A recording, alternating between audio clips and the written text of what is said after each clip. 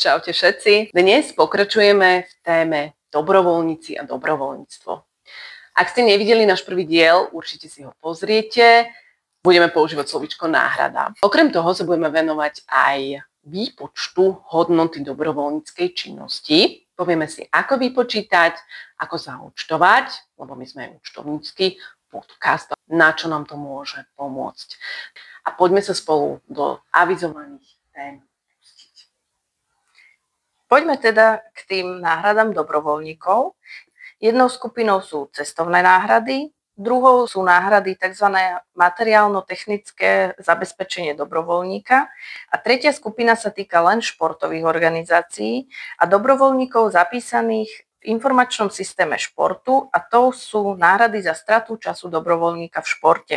My sme predčasom riešili takú otázku jedného dobrovoľníka, ktorý mal v organizácii uzatvorenú zmluvu o výkone dobrovoľníckej činnosti a boli mu preplácané náhrady, že či teda to nie je prekážkou tomu, aby bol evidovaný na úrade práce v evidencii nezamestnaných a prípadne teda aj dostával príspevok k nezamestnanosti. My sme sa pýtali priamo finančnej správy, že ako to teda v takomto prípade je. Musím sa priznať, že dosť mi dvíha tlak a pri tom teda pátraní, že ako sa to mohlo stať, zistím, že takouto formou preplatili cestovné náhrady dobrovoľníkovi. Takže nie, takto to prosím nerobte. Aj preplácanie náhrad musí mať svoju kultúru. Na výpočet hodnoty dobrovoľníckej činnosti máme asi 4 rôzne vzorce. Najjednoduchší z nich je napríklad taký, že zoberieme evidenciu dobrovoľníkov a ich hodín, vynásobíme ich aktuálne platnou minimálnou hodinovou mzdou a dostaneme vlastne hodnotu dobrovoľníckej činnosti vykonanú dobrovoľníkmi v danej organizácii.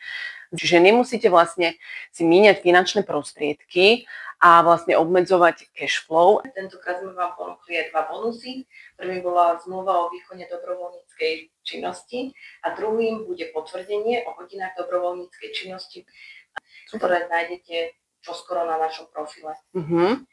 Ďakujeme, že nás sledujete. Držíme vám palce, aby ste zohnali šikovných, ochotných dobrovoľníkov a budeme aj naďalej spolu bez risku, nezisku. To sme mohli. To asi dáme ešte raz.